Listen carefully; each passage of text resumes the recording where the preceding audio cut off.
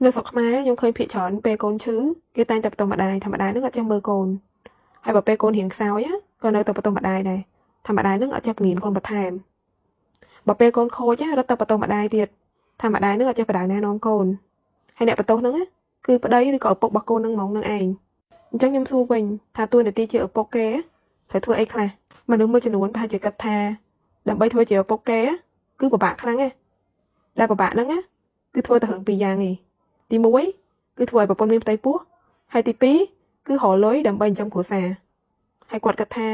អាការងារពីរហ្នឹងគឺធ្ងន់ធ្ងរខ្លាំងណាស់សម្រាប់មនុស្សប្រុសចុះពួកគាត់មានដឹងអត់ថាមនុស្សស្រីដើម្បីធ្វើជាម្ដាយគេត្រូវធ្វើអីខ្លះត្រូវឆ្លងកាត់អីខ្លះដំបូងត្រូវពោះពោះ9ខែ10ថ្ងៃបន្ទាប់មកទៀតត្រូវឈឺពោះរាប់ម៉ោងមុននឹងប្រឹងកើតកូនស្ទើរស្លាប់ស្ទើររស់ទ្រាំតែចេញមកហើយពេលចេញមកហើយត្រូវអត់អង្គុយទាំងយប់ទាំងថ្ងៃមើលកូនតែម្នាក់ឯងហើយមើលកូនតូចមិនមែនស្រួលទេអ្នកធ្លាប់មើលបានដឹងថាពិបាកមិនអត់មានពេលសម្រាប់ទេហត់ទាំងយប់ទាំងថ្ងៃយប់ក៏ដូចថ្ងៃថ្ងៃក៏ដូចយប់ការងារអត់ចេះចប់ចេះហើយទេហើយបើសិនជាអ្នកខ្លះអត់មានម្ដាយនៅជាមួយឬក៏ប្តីអត់ជួយគឺពេលកូនគេងត្រូវឆ្លៀតទៅធ្វើការងារផ្ទះដាំបាយធ្វើម្ហូបអីផ្សេងទៀត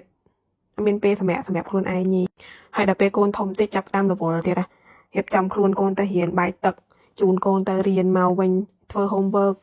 បរៀនកូនបន្ថែមហើយអ្នកខ្លះត្រូវទៅធ្វើការនៅខាងក្រៅដែរមិននៅផ្ទះពេញមួយថ្ងៃទេណាទៅធ្វើការនៅខាងក្រៅហើយដល់ផ្ទះមើលកូនធ្វើកិច្ចការងារផ្ទះធម្មតាម្នាក់ឯងទាំងអស់អានឹងសម្ពាធផ្លូវកាយហើយនៅមានសម្ពាធផ្លូវចិត្តទៀតសម្ពាធផ្លូវចិត្តហ្នឹងឯគេដូចខ្ញុំនិយាយពីដំបូងអញ្ចឹងពេលកូនមានបញ្ហាអីមួយគេត្រូវទម្លាក់អាបន្ទុកអាកំហុសទាំងអស់ហ្នឹងគឺមកលើម្ដាយតែម្នាក់ឯងទាំងដែលម្ដាយ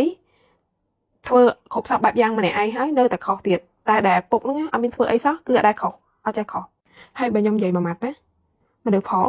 ទោះមានប្រពន្ធមានកូនហើយនៅតែដាច់ដើរហើរផឹកស៊ីខាងក្រៅជួបជុំមិត្តភ័ក្តិបានធម្មតាដូចកន្លោះអញ្ចឹងជីវិតគេដូចមានអីប្រែប្រួលទេនិយាយរួមពេលគេ stress ពេលគេអីគេថាគេធ្វើការងារហត់គេ stress អីគេមានសិទ្ធចេញទៅក្រៅផឹកស៊ីជួបជុំមិត្តភ័ក្តិទៅក្រៅអូខេទៀតពេលខ្លះ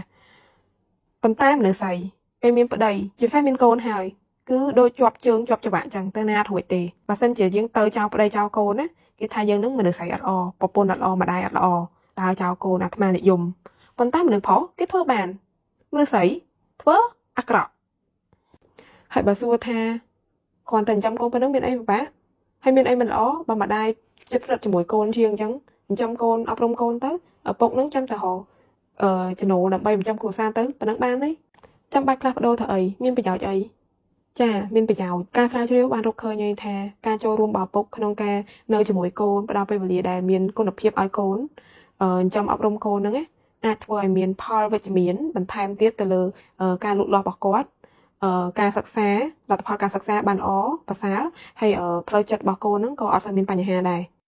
ព្រោះតែកាលណាឪពុកចូលរួមក្នុងការអប់រំចិញ្ចឹមណែនាំផ្ដល់ពេលវេលាកក់ក្ដៅឲ្យកូនណាពេលហ្នឹងក៏សម្រាប់បន្ទុករបស់ម្ដាយមួយផ្នែកដែរហើយបើសិនជាឪពុកហ្នឹងគាត់អាចជួយសម្រាលបន្ទុកលើការងារក្នុងផ្ទះបានថែមទៀតគឺគិតតែល្អដោយសារពេលដែលកូនឃើញឪពុកម្ដាយចេះជួយគ្នាទៅវិញទៅមកក្នុងការងារក្នុងផ្ទះមិនប្រកាន់ការងារបង្ហាញក្តីស្រឡាញ់ដាក់គ្នាគ្រប់គ្នាទៅវិញទៅមកបែបហ្នឹងវាមិនត្រឹមតែជាគំរូដ៏ល្អដល់កូនទេប៉ុន្តែវាក៏ធ្វើឲ្យកូនមានអារម្មណ៍ថាគ្រួសារគាត់មានសុភមង្គលនិងកក់ក្ដៅគួរឲ្យចង់រស់នៅដែរ